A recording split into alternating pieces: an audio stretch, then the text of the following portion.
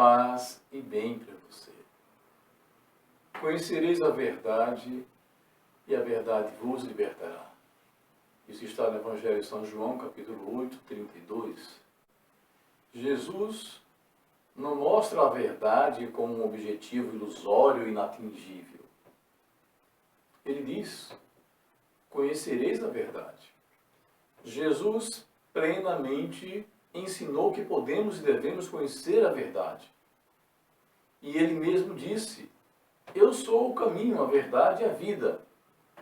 Paulo orientou: examinai tudo, retende o bem e se afaste do mal. Alguns pensadores, filósofos, religiosos, também procuram conhecer a verdade por outros caminhos. Podemos conhecer a verdade a partir do infinito e da perfeição. Esses dois conceitos realmente são próprios da natureza de Deus. A ideia de infinito está em mim. Eu não criei essa ideia. Pois eu sou finito, eu sou imperfeito, eu sou limitado, eu tenho dúvidas. Essa ideia também não foi criada neste mundo através das pessoas, dos livros, pessoas inteligentes, pois tudo isso neste mundo é limitado, é imperfeito. O imperfeito não pode criar o perfeito. O limitado não pode gerar o ilimitado. Toda a ideia que eu possa ter de perfeito é limitada a este mundo de tempo e espaço, esse mundo finito. Então surgem dúvidas. Se eu fosse perfeito e infinito, eu não teria dúvidas. Porque se eu fosse perfeito e infinito, eu teria respostas. Eu saberia tudo. Como eu tenho dúvidas, eu sou limitado, eu sou imperfeito e sou dependente. Eu dependo da resposta. Por eu ser dependente, limitado, isso me faz perceber, a partir desses conceitos, que eu dependo de Deus em todos os momentos de minha vida. Para conhecer a verdade da existência de Deus, não é necessário raciocinar tanto, pois Deus é inato, ou seja, pertence ao nosso ser desde o nascimento, não nasce com a gente. Não precisa da experiência do sensível, dos sentidos, nem influência da nossa imaginação. Para saber se a verdade existe e procurá-la, é preciso antes saber o que ela é. Eu não posso procurar por algo que não sei o que é.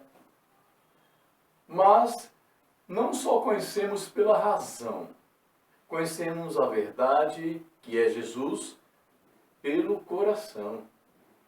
É com o coração, de maneira intuitiva, imediata, que nós conhecemos os primeiros princípios. Sabemos que há espaço, tempo, movimento, números. Não precisamos raciocinar, calcular. Nós já temos essa certeza, esse conhecimento de que há espaço, tempo, movimento, números. Assim, com o coração se sente, com a razão se conclui. Alguns tentam limitar a ação de Deus quando não perdoam. Aí você, limitado, tenta limitar o ilimitado.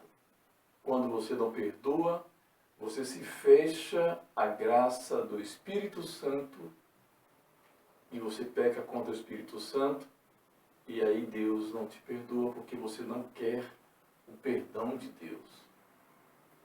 Sobre liberdade. A característica tipicamente humana é o nada. É um espaço aberto.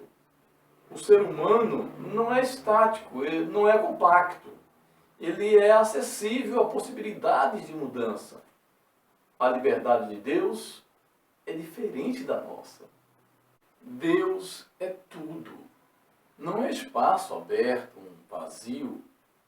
Ele é pleno, completo. Sua liberdade está completa, plena, eterna. O ser humano tem a consciência e a liberdade humanas. que é diferente da de Deus. O ser humano tem a consciência porque a consciência é um espaço aberto a múltiplos conteúdos. Tem a liberdade porque tem a possibilidade de escolha. Pelas escolhas que faz, a pessoa revela o que ainda não é. Em Jesus, a verdade é ouvir a sua voz. E ao ouvir a sua voz, nos tornamos dele. Todo aquele que é da verdade escuta a minha voz. A sua voz nos faz arder o nosso coração como nos discípulos de Emaús. Nele não há espaço vazio. Somos cheios, completos. Nele, em Jesus, somos tudo. Na eternidade não há espaço nem tempo, nada é incompleto. A liberdade consiste em desprender-se de si e prender-se em Jesus. A liberdade divina consiste em você estar preso em Jesus, na sua verdade, no seu amor, e não tornar-se um para si mesmo. São Francisco conheceu a verdade de maneira muito singular. Ele teve uma experiência muito própria com Jesus. E todo aquele que é da verdade escuta a voz de Jesus. E São Francisco não partiu da razão, nem partiu do coração. Ele partiu da intuição. E assim ele ouviu Jesus a partir da cruz, para erguer o seu povo que estava em sofrimento, em pedaços, em ruínas. São Francisco assim ouviu a voz de Jesus, para que ele pudesse erguer o povo. E isso é o que eu quero, é isso que eu procuro, é isso que eu desejo de todo o coração. E este movimento do coração foi a experiência da intuição de São Francisco. A voz de Jesus também falou aos frades e ministros da ordem. Elias, alguns ministros da ordem, se aproximaram de Francisco e disse assim: sabemos que você vai escrever uma nova regra. E nós queremos que você escreva essa regra para você, não para a gente. Porque poderia ser uma regra muito difícil para se viver. Enquanto ele falava, Francisco piedosamente olhou para o alto. E quando ele olhou para o alto, era como se ele olhasse para Deus. E se ouviu aí uma voz, a voz de Cristo, e todos ouviram, dizendo: Francisco, na regra não há nada de teu, é meu tudo. O que lá se encontra, Francisco, é tudo meu.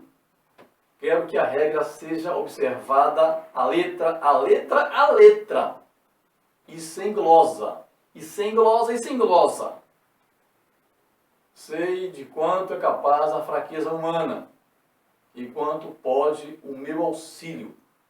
Os que não quiserem observá-la, Francisco, que saiam da ordem. Francisco, então, depois de tudo isso, olhou para os frades, Elias e os ministros, e disse: vocês ouviram isso? Vocês ouviram isso? Ou vocês querem que eu faça ele repetir? Os frades se retiraram humilhados, cabeça baixa. A nossa regra da UFS foi escrita por São Francisco em 1221. E nela estão as palavras de Jesus. Jesus ditou a regra para São Francisco. Jesus escreveu a regra usando a mão de São Francisco. O que está na regra tem que ser observado a letra, sem glosa. O que for de acréscimo é humano. São Francisco quer uma ordem, uma experiência de fraternidade que tornou-se ordem, de acordo com as palavras de Jesus, sem emendas, sem consertos, mas de acordo com o que foi ditado por Jesus para ele. Assim, precisamos compreender que temos que buscar o projeto primitivo de São Francisco, a intuição dele. Mas precisamos compreender que se faz necessária a presença da instituição. Como ficou a intuição de Francisco, a verdade revelada por Jesus a ele, com a presença da instituição? O que temos de verdade e liberdade de Jesus em Francisco, depois dos conflitos na ordem, da morte de Francisco, das exigências da instituição? Como ficou a fraternidade, a intuição de São Francisco e a ordem transformada pela instituição? Essas questões são levantadas até hoje por muitas pessoas que pesquisam, que querem aprofundar a experiência religiosa de São Francisco e da sua fraternidade e da sua ordem religiosa. Conhecereis a verdade vos libertará.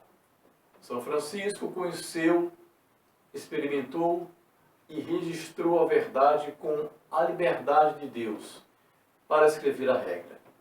Ele escreveu com toda a propriedade aquilo que Jesus mesmo revelou para ele. De acordo com Clariano, que escreveu em 1325, ele dizia: quando São Francisco se retirou na ermida de Fonte Colombo, ele escreveu somente o que Jesus revelou do céu. Então dá mais autoridade a São Francisco, aos seus escritos. Assim, busquemos ouvir a voz de Jesus na regra da nossa ordem, que foi ditada por Jesus. Lá encontraremos a verdade e a liberdade em Jesus, que São Francisco nos deixou. Nesta busca da verdade e da liberdade de Jesus em Jesus, para que possamos conquistar, é necessário evitar algumas situações. Por exemplo, primeiro, evitar a postura de não correr riscos, de não querer se comprometer ainda mais na fraternidade para ficar na comodidade, na falsa segurança. É preciso se arriscar, se despir de tudo aquilo que impede você de alcançar o seu melhor. Segundo, evitar fazer apenas o que é solicitado, o que é mandado pela fraternidade. Você foi chamado por São Francisco para fazer algo a mais. Não seja mediano, faça algo pelos irmãos, além do que se pede. Terceiro, evitar uma leitura simplista da Bíblia. Procure aprofundar, procure ouvir a voz de Deus e tenha intimidade com as Escrituras e com a regra da nossa ordem. Estude, escute, pergunte. Quarto momento, evitar concentrar todo o seu tempo em uma única coisa. Diversifique sua vida franciscana, investindo mais em orações, visitações, caridades, estudos da regra, contatos com os irmãos, amplie seus relacionamentos fraternos. Isso é necessário, importante isso. E no quinto momento, evitar gastar o seu tempo com bens temporários. Vislumbre os bens eternos e neles se gaste de verdade, como nos ensinou com tanta compaixão nosso Pai São Francisco. Pense nisso. Paz e bem para você.